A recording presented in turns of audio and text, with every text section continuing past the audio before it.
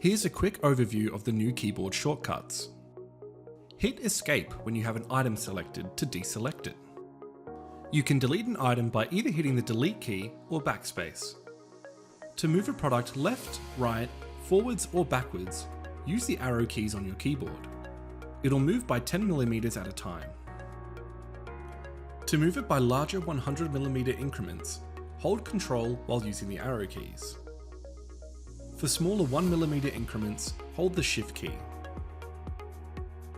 If you want to auto snap while moving, you'll need to press the Alt key at the same time. To move a product up or down, use the Page Up or Page Down keys on your keyboard. It'll move by 10mm at a time, or 1mm if you're holding Shift. For all other adjustments, you can click on the product elevation height and set the distance from floor value to whatever you need it to be. To rotate an item, you can now hit the spacebar key to rotate clockwise, or Shift spacebar to rotate anti-clockwise. To view these shortcuts at any point, simply click the keyboard icon on the bottom right of your screen.